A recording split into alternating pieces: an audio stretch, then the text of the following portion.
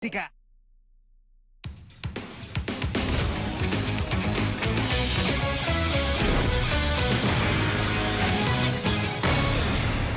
Una ampliación de noticias y Patricia, Fernando, muy buenos días. Buenos días, Raúl. Quiero darles la buena nueva, en realidad que hemos recibido como radioprograma, pero en especial nosotros tres, en relación con la decisión pues que finalmente ha sido positiva por los pedidos de la consulta previa, resultados de la consulta previa del pueblo Maijuna y Quechua. La carta viene de Eduardo Vega Luna, defensor del pueblo, y señala: quiero felicitarlos por el trabajo de RPP, en este caso particular, y la entrevista que ayer realizó a dirigentes del pueblo Maijuna Quechua. Esto es de fecha de junio 17. Funcionó a la perfección la presión mediática de RPP y para una muy buena causa. Hoy el Ejecutivo publicó el decreto supremo y lo anunció el ministro Pulgar Vidal. Nosotros en la Defensoría del Pueblo ya estábamos listos para presentar la demanda de amparo, dado el tiempo excesivo que había transcurrido sin tener una respuesta. Ahora toca saludar la decisión del gobierno. Falta dictar decretos supremos, otros decretos supremos en consultas previas ya realizadas. Por ejemplo, la creación del área forestal de Sierra del Divisor, la política de salud intercultural y el reglamento de la ley forestal. Con lo cual vamos a seguir nosotros también tomando parte en esta batalla que es sustantiva. Gracias a don Eduardo Luna, defensor del pueblo. Bien, vamos a ingresar, por supuesto, en lo que se decía. Hoy día es un día particularmente especial. Tenemos 4 o 5 cosas absolutamente importantes. Y yo empecé mi comentario en la mañana diciendo que la más importante es la del fútbol, sin duda. Por lo menos para sin ánimo de hacer distinciones, ¿no? Y sin ánimo de herir a los políticos. Es ubicarse en la realidad. Yo ya les he dicho que a las 6:30 tienen que hacer receso sí o sí, porque nadie los va a escuchar. A pesar de que vamos en realidad en una muy debilitada posición, pero en fin, debilitada también parece ser la posición que vamos a tener en el Congreso. Algunas posiciones. Bueno. Vamos a ver en dónde hay más fausa, Raúl. Si la cancha del Congreso. Exactamente. Estamos con los congresistas Alejandro Aguinaga, de la bancada Fuerza Popular, Santiago Castañariu, de la bancada de Gana Perú, y don Mesías Guevara, que está en este momento arribando, de la bancada de Acción Popular Frente Amplio. Bien, muy buenos días, congresistas. Los comentarios el día de ayer nos indicaban que en verdad el tema de las gratificaciones de hecho ya pareciera haber estado resuelto, que la gran mayoría está de acuerdo en persistir en lo que ya se ha aprobado, salvo las variantes que ha sufrido o experimentado la bancada gobiernista o oficialista. Pero después viene el otro tema, es decir, el Pleno del Congreso para sustentar el pedido de facultades legislativas. Allí también hay una serie de opiniones, pero en definitiva pareciera que también el ánimo por allí va a ir en el sentido de aprobar, aunque con algunas reticencias, la solicitud del Ejecutivo. En todo este terreno lo que ha ocurrido es una declaratoria importante del propio ministro de Economía el día de ayer, en el que de alguna manera desliza que podría, por lo menos en el caso de las gratificaciones, plantearse un pedido de nulidad constitucional a la aprobación del descuento, de exoneración de descuentos de las gratificaciones. Bueno, vamos a conocer entonces los puntos de vista de los congresistas. Don Alejandro Aguinaga, mucho gusto de tenerlo con nosotros. Cuéntenos, a ver. ¿Cómo está, don Raúl? Posición crítica, ¿se mantiene la de ustedes? ¿Tienen un ánimo, en fin, que no sea tan belicoso como el de los días anteriores, que en realidad toda la ciudadanía se ha sentido entre preocupada y defraudada porque, en fin, nada es bueno cuando surge solamente de pelea? En cuanto a las gratificaciones, don Raúl, ahí hay unanimidad de criterio. Ya lo señaló la Junta de Portavoces ayer y también la misma presidenta del Congreso, que el Poder Legislativo va a ir por la insistencia, porque en la ley primigenia se aprobó por 102 votos. Entonces la misma presidenta, quizás en una contraposición a lo que ha señalado el Poder Ejecutivo, ha sido enfática el día de ayer. El Congreso va por la insistencia, no creo que haya mayor debate, sino que se va a votar directamente y hay los votos para insistir con la ley. ¿Cómo evalúa la posición, lo que ha sostenido el ministro de Economía el día de ayer? Quizás un poco tremendista. Lo que hay que reevaluar son los procesos de gestión. O sea, ESalud no puede pasar de 24.000 trabajadores a más de 50.000. Nunca ha recaudado como ahora. La recaudación, o sea, el régimen contributivo recibe casi 10.000 millones. Entonces tiene muchísimo dinero. Lo que hay que hacer es tener muchísimo dinero. Lo que hay que hacer es tener una buena gestión. Sobre todo la cobertura que da, que es un 25% aproximadamente de la población. Pero, insisto, el camino va por ahí. Y en cuanto a presidente de la República, también se señaló que quería que el grueso de los trabajadores tengan algún ingreso mayor para poder contribuir a una reactivación económica. Entonces no podemos entrar en contradicciones. La posición del Congreso ya fue enfática, clara y contundente el día de ayer a través de la presidenta. Muy bien, congresista ministerial, luego hablamos del otro tema, ¿no? Las facultades legislativas. Mesías Guevara, bienvenido también. Buenos días a don Raúl. Su punto de vista y su comentario a lo sostenido de manera dramática y enfática por el ministro de Economía el día de ayer. Bueno, efectivamente el señor ministro de Economía ayer ha salido con un discurso bastante apocalíptico en torno a lo que es el tema de salud. Pero sin embargo yo creo que es importante que también le preguntemos al señor ministro de Economía cuándo van a transferir los fondos que le tiene el gobierno, el Ejecutivo, hacia lo que es el Seguro Social. Hay mucha deuda que le tienen hasta ahora pendiente y eso también hace que las arcas de salud no estén, de acuerdo con un flujo de caja que le corresponde tener. ¿Gobiernos, dice usted, o son más bien gobiernos regionales los que tienen que En general yo hablo como Estado, porque hay diversas instancias del Estado que no le están cumpliendo a lo que es el tema relacionado con el salud, y eso pues crea un déficit en lo que es la caja de flujo de caja de lo que es el salud. Por lo tanto, yo creo de que acá debemos de verlo de manera integral, toda la gestión. Yo no critico a la señora Bafigo, tengo el mejor concepto de ella, pero sin embargo creo que hay muchos ajustes que tienen que hacerse, sobre todo para mejorar la calidad del servicio que en estos momentos viene dando. Yo sí te voy a ser sincero, Raúl, en estos momentos creo yo que lo que tenemos que hacer en adelante es buscar una administración seria de lo que es el tema de salud en su conjunto, desde el último centavo que se recauda a través de los trabajadores. Congresista Santiago Castañeda.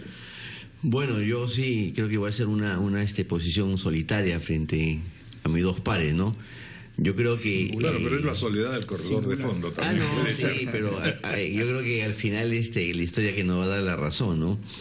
Yo creo que tenemos que fortalecer la institución. Entendemos que tiene problemas de gestión. Pero ¿por qué cambiaron? Yo creo que ese no puede lograron ser. Esta iluminación súbita y pasaron de una posición Yo creo que acá el Ejecutivo nos corrigió. Existe una separación de poderes y nosotros entendemos que tiene razón, a pesar que nuestra argumentación durante todo el debate fue justamente que la exoneración solo sea por el año 2015, ¿no? Porque entendemos que la economía necesita reactivarse a través del consumo. Pero, don Raúl, yo creo que acá de por medio está la propia institución. El estándar internacional es 2 camas por cada 1.000 afiliados. ESalud tiene 1 cama por cada 1.000 afiliados, con lo cual necesita hacer inversiones en hospitales. ESalud deja de recaudar por la exoneración de las gratificaciones en promedio entre 700 a 800 millones de soles anuales. Desde el 2009, en la cual está en vigencia esta norma de la exoneración de las gratificaciones, ha dejado de recaudar 4.000 millones de soles. Imagínense la cantidad de dinero que ha dejado de recaudar. ¿Cuánto hubiéramos invertido en nuevos hospitales, equipamiento, medicinas, mejorar al personal, profesionalizar justamente a los médicos, especializarlo? Entonces, yo creo que si la intención es justamente liquidarlo, yo creo que entonces hay que hacer justamente permanente la exoneración de las gratificaciones, pero creo que eso no va por ahí. Entonces, ¿quiénes se van a atender al Seguro Social? No los que ganan 10.000, 15.000, 20.000 soles, sino los que justamente ganan poco. Entonces, justamente la seguridad social se basa en el principio de solidaridad.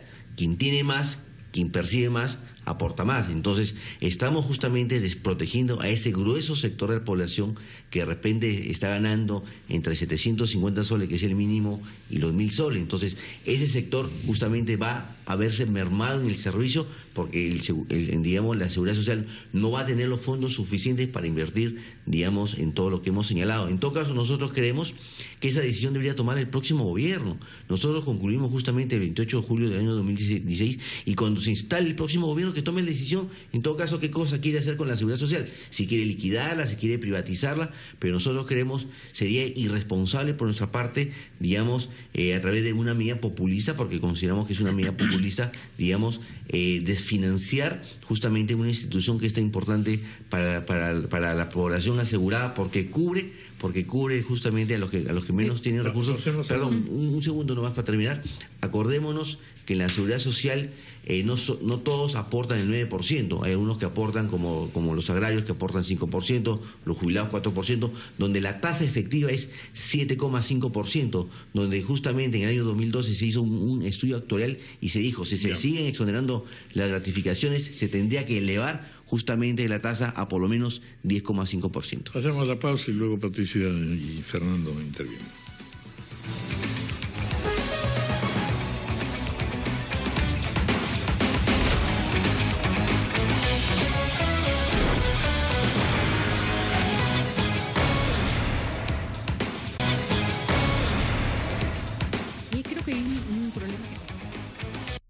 No necesariamente son técnicos, hay demasiada información cruzada. El congresista Mesía Guevara decía, nunca ha habido tanta plata en salud, será porque nunca ha habido tantos trabajadores afiliados, perdón, era el congresista Guinaga.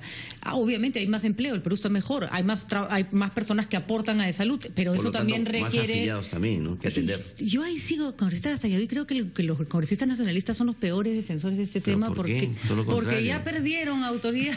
No. Pero en fin, ese creo que es el peor daño que le han hecho a este asunto, estar cambiando de opinión de una manera más que populista. Reconocemos en todo caso el error, ¿no? Sí, pero es que la pena es que el gobierno, ¿no?, se queda sin capacidad, sin una fuerza política que defienda una posición que puede ser discutible o no. Pero en fin, el tema es, no estamos siendo demasiado cortoplacistas, porque al negarle estos ingresos a de salud, asumiendo que de salud tiene una mala gestión, con lo que estamos todos de acuerdo, es como tirarnos el alma a la espalda. Es como decir, esto no funciona y por lo tanto no le damos más plata. Pero de esto que no funciona depende la salud de millones de peruanos. ¿Por qué no dejar un plazo, en eso podría ser una alternativa, y evaluar esa salud, pedir mejores indicadores de gestión y luego retornar el aporte si es que salud cumple con su parte? Pero desfinanciar a un servicio que de por sí es malo no parece una buena idea. No parece una buena idea, porque yo les preguntaría, entonces, ¿cuál es el plan B? Están quitándole esa plata de salud, bacán, eso es lo que ustedes quieren. ¿Cuál es la alternativa para de salud? Si tiene cada vez más afiliados y aparentemente va a tener cada vez menos ingresos, doctor Reina. Si tiene más afiliados, tiene más contribución. O sea, acuérdate que el sistema de aseguramiento en el Perú tiene dos regímenes. El régimen contributivo, que es de todas las personas que estamos en la planilla, y el régimen público o seguro del pobre, que es el seguro integral de salud. Lo que tiene que hacerse, y se ha debido hacer desde el inicio cuando estaba Álvaro Vidal, presidente de salud, se le decía, mira, los seguros en el mundo son financiadores. El gran problema está en mantener el sistema bismarckiano del año 32 de hacer financiamiento y prestación o atención de salud. Búscale descongestionar el seguro. ¿No es así? Que el seguro sea netamente financiador. En Estados Unidos no ves hospitales del seguro. En Europa tampoco. El seguro paga la temporada. Tú te atiendes, el seguro financia. Entonces, te evita tener un tremendo aparato paquidérmico y se tiene que ir paso a paso en proceso de reforma. ¿Estaría usándose el tema del aporte de las gratificaciones para presionar una privatización de salud? No. Lo que tiene que hacer, tiene que separar lo que es la atención y lo que es el financiamiento. Entonces, salud recauda, pero atienden las clínicas privadas. Pregunto, porque no entiendo bien cuál es la figura. Porque si tú tienes una administración separada del hospital, por ejemplo, cualquiera de los hospitales, le pagas la atención y eso le va a servir. Inclusive yo creo que vas a descongestionar, no vas a tener los pacientes tirados en la emergencia, porque lógicamente pasan los turnos, nadie tiene, reitero, la propiedad del paciente, ¿no es cierto? Entonces pasa uno, pasa otro, pero si tú recibes el financiamiento por la atención, estoy seguro que el sistema camina bien y la atención mejoraría. Pero eso sería privatizar el seguro. No necesariamente. Hay temas de largo plazo que son estos que no los vamos a resolver ahora a las 9 de la mañana, es decir, en 28 minutos tienen cita y tienen que votar sobre algo concreto, que es que si se debe o no exonerar. Entonces pregunto al abogado congresista Santiago Gasta Nadui. Se debe exonerar solamente en una ocasión, así es, en esta o permanentemente. o permanentemente. Entre los argumentos esa diferencia es importante. Que se le han dado y que lo han hecho cambiar de opinión y hacer este mea culpa, figura uno de carácter constitucional, porque el ministro de Economía, que no sabíamos que era jurista, sostiene que esto es una violación de la prohibición constitucional de que tengan iniciativa de gasto. Quisiera que me explique, porque usted ha sido convencido por ese argumento, ¿por qué lo que no es anticonstitucional para 1, 2, 3, 4 años se vuelve anticonstitucional si es permanente? A ver, un poco para explicar.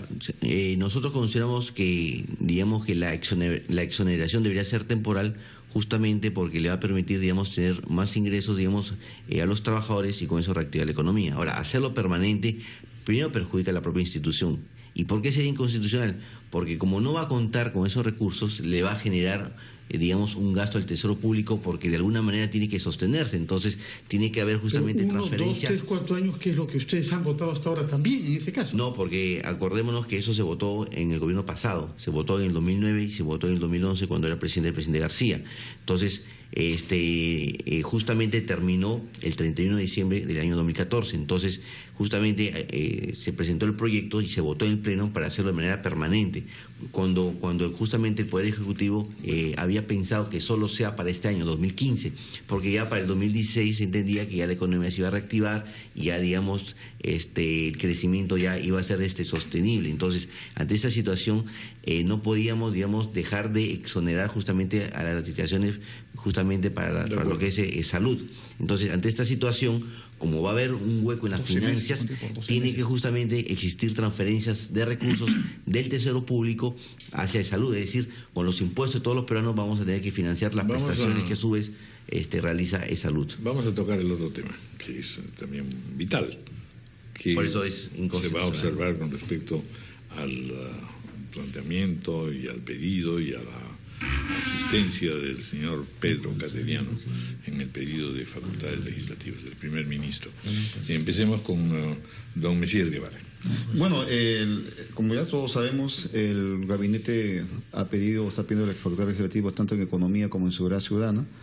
Nosotros hemos estado analizando lo que ellos están planteando es establecer un círculo virtuoso en el que a través de la inversión se genera empleo y a través del consumo, como lo están planteando ellos, pero sin embargo ellos ahí están teniendo diversos vacíos, yo diría, fundamentalmente en lo que se refiere a la alianza público-privada. La alianza público-privada, yo estoy de acuerdo, funciona, pero sin embargo, si que no se le ponen los candados adecuados, simplemente se podría convertir esto en especie de una asimetría en lo que se refiere a las responsabilidades entre lo que es el público y lo que es el privado. Y por otro lado, también nos preocupa que se esté manejando de manera muy arbitraria el concepto de lo que llaman ellos de la tramitología. La tramitología es un término que yo en lo personal estoy de acuerdo cuando no existe o cuando existe un Estado que es sumamente débil. En estos momentos, si nosotros dejamos de lado muchos controles que lamentablemente hoy no están siendo bien utilizados a través de control y supervisión, por ejemplo en el tema de cultura, en el tema relacionado de la defensa del medio ambiente, eso al final, como dicen en España, puede convertir en un desmadre, es decir, en un descontrol absoluto. Es eso los temas que a mí me preocupa. Y en el tema de seguridad ciudadana hay un tema que está muy íntimamente relacionado con lo que es el tema de Internet en el secreto de las telecomunicaciones, donde ahí también yo creo que podría haber una cierta vulneración. Son esas ciertas dudas que yo en lo personal encuentro, que espero que hoy el señor Cateriano y los ministros que lo acompañen puedan resolvernos a nosotros. Pero me gustaría que usted nos precise en realidad si en efecto podemos aceptar que hay medidas en el corto o inmediato situación que atienda a los problemas que vamos a tener de julio a diciembre, por así decirlo, a otros que son en realidad ya de revisión integral de política de gobierno, que en el lapso en que estamos, cuando no se ha hecho en el pasado, y es muy improbable que se pueda realizar, ¿no? Es en mediano y largo plazo. O sea, esa distinción es fundamental. ¿Conviene usted en que hay una urgencia o no en materia, sobre todo económica, que tiene que resolver en el corto plazo aspectos muy específicos y concretos? Y si se puede o no hacer eso. Estoy plenamente de acuerdo con esa apreciación y con esa, digamos, separación, con ese cronograma, fundamentalmente en lo que significa en el corto plazo. Por eso yo decía que ellos están estableciendo un círculo virtuoso en la que buscan atraer la inversión, generar empleo y atraer a través del consumo. Eso es muy bueno. Por eso yo en lo personal, como hemos manifestado, si bien es cierto, hemos leído lo que son a través por escrito, esperemos que hoy el señor Cateriano nos especifique esas preocupaciones que estás teniendo, Raúl. Congresista Alejandro Aguinaga, al final de cuentas, ¿qué va a decir Fuerza Popular? Que es la que está poniendo más fuerza al tema. En realidad las medidas vemos que son generales, estamos evidentemente escépticos. ¿Por qué? Porque primero vamos a escuchar, pero también de la misma manera hay que señalar que ya se han dado 6 veces facultades, particularmente en seguridad ciudadana, que es el problema más álgido que vive el país, don Raúl, donde se ha ido profundizando la inseguridad y por ende el clamor popular de que se solucionen estas cosas. Hemos visto, por ejemplo, medidas tan simples que se han debido tomar, ¿no es cierto? Aquí el problema no es un problema de leyes, es un problema de acción, es un problema de gestión. Bloqueo de celulares de los penales, donde hemos visto que sale la mitad pues, de los casos de extorsión. Han pasado 4 años, no se ha hecho nada. Y hay una contradicción porque están pidiendo 120 días. ¿No es así? 120 días para poder mejorar este álgido problema. Hay leyes, hay por lo menos 11 leyes que están sin reglamentar y que se han dado justamente en las facultades de septiembre del 2012. Posesión, manejo de armas. ¿Y por qué no se han reglamentado? Eso porque es la responsabilidad de quién. De los ministerios. Los ministerios del Ejecutivo tienen que reglamentarlo, Fernando. Luego hemos visto este problema, por ejemplo, de los ex terroristas que se reintegran a la educación, tampoco se ha reglamentado. El problema de las cámaras que hoy día lo vuelven a poner, esa ley está desde el 2012, tampoco se ha reglamentado. Entonces creo que es bueno que el Ejecutivo haga un mea culpa a través del primer ministro. Nosotros escucharemos con detenimiento que sinteticen o que se pueda concretizar estas generalidades parece y daremos opciones, ¿no? Parece claro que lo que está diciendo el primer ministro es: yo estoy inaugurando una gestión, deseo más o menos enfrentar en el corto plazo algunos problemas que son realmente severos y naturalmente ya lo ha demostrado que está tratando de reenrumbar lo que ha sido una equívoca o vacilante política anteriormente. ¿O no es así? No le dan, ese es el voto de confianza que finalmente se lo dieron. Nosotros resaltamos en el primer ministro que haya tenido hasta en el último día gestos democráticos. Lo que sí también no tenemos que dejar de señalar que hay una contradicción, porque darle 120 días es para tener solamente 8 meses de gestión, cuando este problema hay que solucionarlo ya. Yo creo que bloqueo de celulares ya tendría que estar listo. ¿Se da cuenta? Ahí disminuye tremendamente la extorsión. Las videocámaras ya tendría que haberlo reglamentado.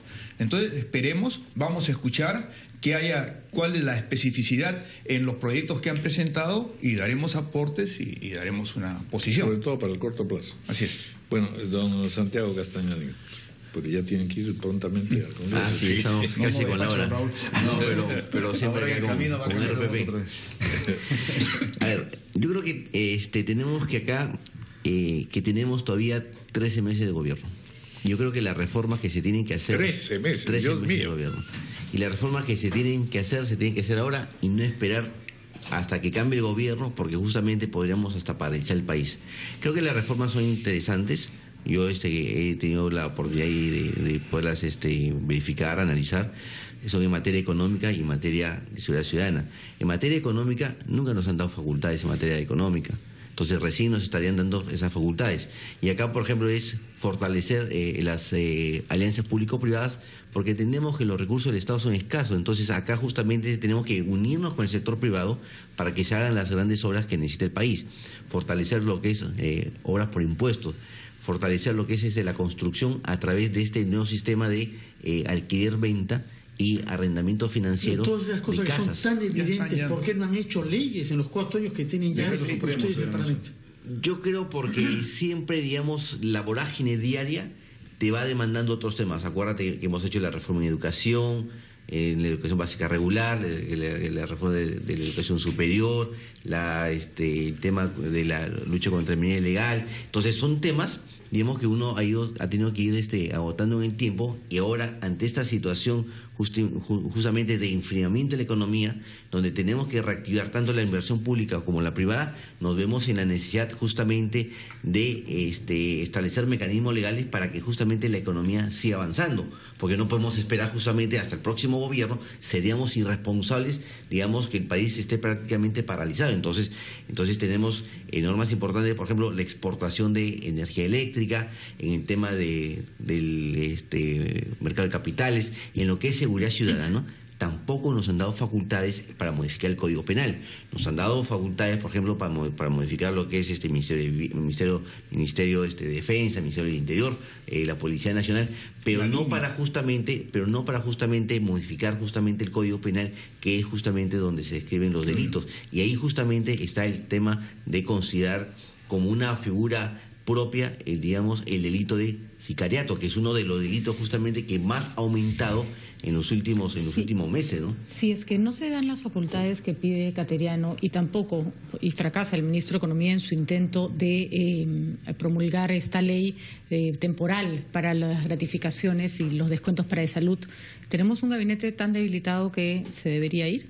Yo pienso que el gabinete, lamentablemente, con todos los vaivenes que tiene con sus decisiones y con muchas que no ha tomado, yo creo que está debilitado, y ahí creo que Pedro Cateriano está haciendo un gran esfuerzo por mantener un liderazgo y una visibilidad permanente. Lo que dice Santiago, hay una cierta contradicción. Santiago dice, estamos a 13 meses para salir del gobierno.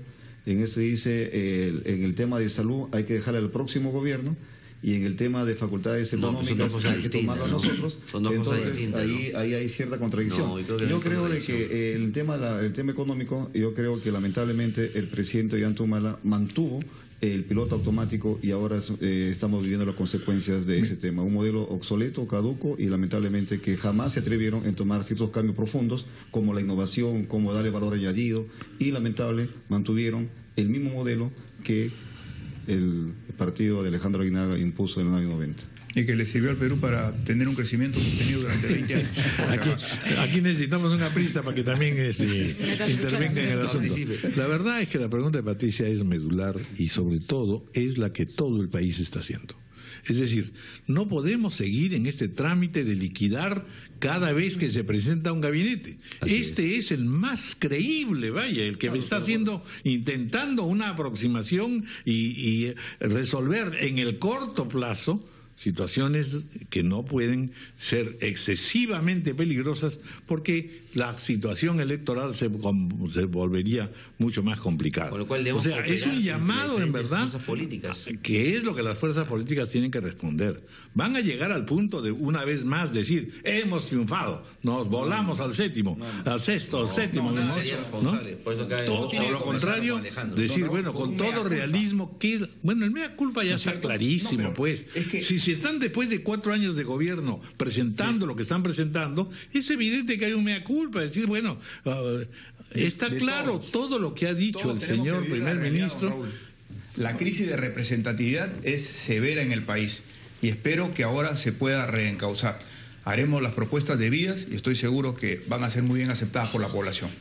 Bueno, vamos a ver, señores, ojalá tenga Espero que haga una propuesta que sea diferente, única y exclusivamente a liberar a Alberto Fujimori. No, pues ya y que no acose, por favor, al doctor García, ¿qué es esto? Estamos volviendo a... Yo creo que... estamos empantanados en cosas que la verdad que la situación y el público se complica la situación está para el muy país. poco interesado en que sigan esas tensiones. Debemos ver la política como elemento de cooperación y no de competencia, porque si no nos vamos a autodestruir como país. Bien. Señores, tienen que marchar ustedes al Congreso. Inspiración. tranquilidad, confianza. Valeriana, no El Perú es más grande que sus Nos problemas. ha ofrecido a todos un cargamento valeriana. Ahorita le mandamos, ¿no? Gracias, Raúl. Sí, estamos intentando encontrar una fórmula de valeriana con un poquito de alegría, además. No, nosotros siempre estamos alegres. No, ese con pico. Esa valeriana con pico, viene con pico. Ah. Bueno, buena suerte. Buena suerte y sobre todo buena fe e inspiración, señores Por congresistas. nuestra parte siempre Muchas gracias. la buena fe. Ya veremos por la noche.